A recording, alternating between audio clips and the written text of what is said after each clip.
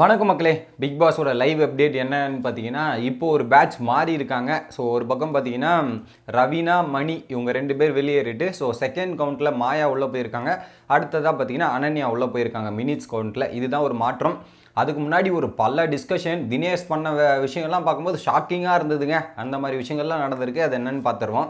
First so இந்த life லைனை use பண்ணலாமா வேணாமான்ற டிஸ்கஷன் போச்சு வீட்டுக்குள்ளே. லைஃப் லைன் என்ற டிஸ்கஷன் போச்சு. ஸோ தினேஷ் வந்து சொன்னார் ஆல்ரெடி. ஸோ கூல் சுரேஷை போட்டுடலாம், அவர் வீட்டுக்கு போகிறேன்றாரு. அவர் வந்து இது பண்ணிடலாம் அப்படின்ற மாதிரி விக்ரமும் தினேஷும் ஒரு பயங்கரமான டிஸ்கஷன் லைஃப் லைனுக்காக ஒரு டிஸ்கஷன் போயிட்டு இருந்தது. ஸோ பிளான் பண்ணிக்கலாம், 2 வாட்டி டைம் பிக் பாஸ் கேட்டதுக்கப்புறம் 3வது வாட்டி கண்டிப்பாக லைஃப் லைனை யூஸ் பண்ணுறோன்ற மாதிரி இவங்களோட திட்டம். இன்னொரு பக்கம் வந்து என்ன பண்ணுறாங்கன்னு பார்த்தீங்கன்னா, நிக்சன் வந்து மாயா கிட்ட டிஸ்கஸ் பண்ணுறாரு. இவங்க பண்ணுறதெல்லாம் ஸ்லோக்காக கண்டிப்பாக ஒரு 5 நிமிஷத்துக்கு எனக்கு தெரிஞ்ச 5 நிமிஷம் ஸ்லோ.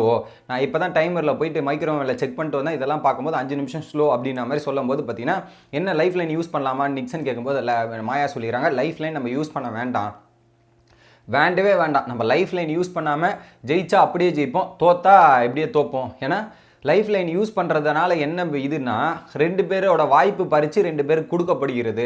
ஸோ அது தேவையில்லை, 2 பேர் வாய்ப்பை பறிக்க வேண்டாம். ஸோ லைஃப் லைன் வந்து யூஸ் பண்ணாமல் நம்ம ஜெயிச்சோன்னா அதில் எதனா 2 பேரை டிசைட் பண்ணிக்கலாம். தோத்தா அப்படியே ஒட்டுமொத்தமாக தோப்போம், எல்லாரும் ஈக்குவலாக போவோம், டிக்கெட் டு ஃபினாலேக்கு ஈக்குவலாக போவோம் அப்படின்ற மாதிரி ஒரு விஷயத்த சொன்னது.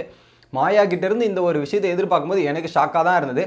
But it was good move. ஓப்பனாக சொல்லலாம் குட் மூவ். 2 பேரோட இதுவை பறிக்காமல் இப்படி விளையாடினா ஒரு நல்ல கேமாக தான் இருக்கும். பட் அதை பழைய மாயாவாக தான் யூஸ் பண்ணியிருப்பாங்களோ அப்படின்ற மாதிரி எனக்கு தோணுச்சு. பட் இதை அவாய்ட் பண்ணிக்கலாம் அப்படின்ற மாதிரி இவங்க 2 பேரும் டெசிஷன் எடுத்துட்டாங்க. ஓகே, எல்லாரும் அக்செப்ட் பண்ணிட்டாங்க.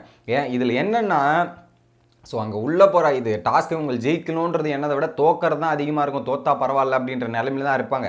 ஏன்னா 2 பேருக்கு பெனிஃபிட் கிடைக்குதுன்னா அப்போ உங்களுக்கு அவன் ஒரு பெனிஃபிட்டோடு போகிறான், நீங்கள் பெனிஃபிட் இல்லாமல் போடும் அப்படின்னும் போது ஒரு டிஸ்அட்வான்டேஜ் இருக்குது தானே செய்யும். நம்மளே ஒரு டிக்கெட் டு ஃபைனல் போனால் அவனுக்கு பெனிஃபிட் இருக்குது, நமக்கு பெனிஃபிட் இல்லைன்ற ஒரு ஸ்லைட் டிஸ்அட்வான்டேஜ் இருக்குல்ல, அதை பற்றியும் கொஞ்சம் யோசிக்கலாம் அப்படின்ற மாதிரி தான் தோணுச்சு. இன்னொரு பக்கம் வந்து பூர்ணிமா விக்ரம் கிட்டலாம் பேசும்போது இல்லை யூஸ் பண்ணலாம் தலை அப்படின்ற மாதிரி விக்ரம் சொல்கிறார். யூஸ் பண்ணலாம், கண்டிப்பாக தேவை அப்படின்ற மாதிரி நிக்சன் கிட்ட சொல்கிறாரு. பூர்ணிமாவும் யூஸ் பண்ணலாம் அப்படின்ற மாதிரி ஒரு ஐடியாவில் இருக்காங்க. எப்பா நீங்கள் மெஜாரிட்டியாக டிசிஷன் எடுங்க, அதுக்கப்புறம் கன்வின்ஸ் பண்ணிக்கலாம், இதெல்லாம் தேவையில்லை, யூஸ்லாம் பண்ண வேணாம் அப்படின்ற மாதிரி மாயா அண்ட் நிக்சன் இருக்காங்க. பட் பூர்ணிமா யூஸ் பண்ணலாம், வேறு யாராவது நம்ம சொல்லிடலாம், இங்கே இருக்க வேண்டிய ஆட்கள் டிக்கெட் டு ஃபைனல் போகாத ஆட்கள் நிறைய பேர் இருக்காங்க, அவங்கள சொல்லிட்டு நம்ம யூஸ் பண்ணிக்கலாம் அப்படின்றது பூர்ணிமாவோட எண்ணமாக இருக்குது. அப்புறம் வந்து எல்லாரும் மெஜாரிட்டியாக டிஸ்கஷன் எது பண்ணுறோமோ அதை பண்ணிக்கலாம், வேறு எதுவுமே பண்ண தேவையில்லைன்ற மாதிரி ஒரு முடிவுக்கு வந்துடுறாங்க. இதில் தினேஷ் என்ன பண்ணுறாருன்னு பார்த்தீங்கன்னா, தினேஷ் அண்ட் விக்ரம் இந்த டாஸ்க்கை ஜெயிக்கணும், தீவிரமாக பயன்படுத்தணுன்ற மாதிரி ஒரு தெளிவான ஒரு கண்ணோட்டத்துலையும் ஒரு நோக்கத்துலையும் இருக்காங்க அப்படின்றது நம்மளால் புரியுது. என்ன பண்ணுறாங்கன்னா, ஸோ அந்த நிழல் இருக்குது பார்த்தீங்களா, ஸோ இப்போ நம்ம போய் நின்னோம்னா நிழலுக்கு சூரியனோட வெயிலுக்கு ஏற்ற மாதிரி தான் நிழல் ரிஃப்ளெக்ட் ஆகும்.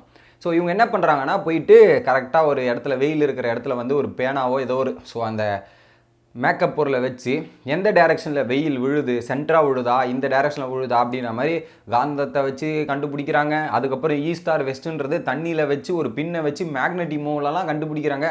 என்னப்பா விஞ்ஞானி ஆகிட்டீங்களாப்பா அப்படின்ற மாதிரி இருந்தது. ஸோ அதை வந்து டேரெக்ஷன் வச்சே சொல்லுவாங்களே, சில பேர்லாம் வந்து அந்த வெயில் உழுற டேரெக்ஷனை பார்த்தும் அந்த நிழல் விழுற டேரெக்ஷனை பார்த்தே கண்டுபிடிச்சிருவாங்களே, அந்த மாதிரி வந்து இவங்க கணிக்கிறாங்க. 12 மணி கிட்ட இருக்குது, பட் டைம் டிலே இருக்குன்ற மாதிரி பல டேரெக்ஷன்லாம் கண்டுபிடிச்சி தினேஷும் விக்ரமும் டிஸ்கஸ் பண்ணுறதெல்லாம் பார்க்கறதுக்கு பயங்கரமாக இருக்குது. ஒரு பக்கம் தினேஷ் சொல்கிறாரு, இது வந்து வெயில் காலம் மே மாதம்னா தான் ஸ்ட்ரைட்டாக விழும், இப்போ வந்து சூரியன் வந்து அப்படியே சைடாக தான் போவோம், இதுவாக போவாதுன்ற மாதிரி சைடுலலாம் ஸ்கெட்சு போட்டு திட்டம் போட்டுட்ருக்காங்க.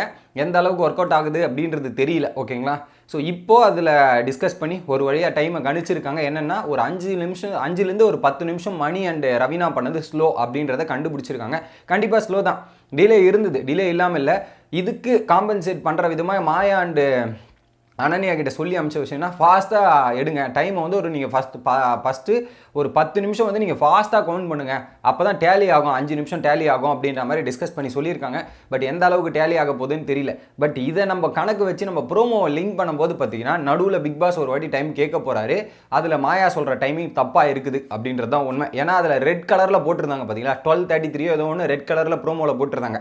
ஸோ அந்த ரெட் கலர் அண்டர்லைன் பண்ணுறது தப்பாக இருக்குது. அதே அர்ச்சனா பேசும்போது அர்ச்சனாவுக்கு வந்து கரெக்டாக இருக்கிற மாதிரி தான் அந்த டைம் அண்டர்லைன் பண்ணியிருந்தாங்க. ஸோ அந்த வகையில் பார்த்தீங்கன்னா இப்போ போன மாயாக்கா அந்த ஃபாஸ்ட் பண்ணுறதுல கொஞ்சம் எக்ஸ்ட்ராவாக போயிட்டுருக்காங்க அப்படின்ற மாதிரி தான் முடிவு வரப்போகுது. என்ன நடக்குதுன்றதை அடுத்த வீடியோவில் பார்ப்போம். நீங்கள் என்ன நினைக்கிறீங்க அப்படின்றத கமெண்ட் பண்ணுங்கள். வீடியோ பிடிச்சிருந்தா லைக் பண்ணி தொடர்ந்து சப்ஸ்கிரைப் பண்ணி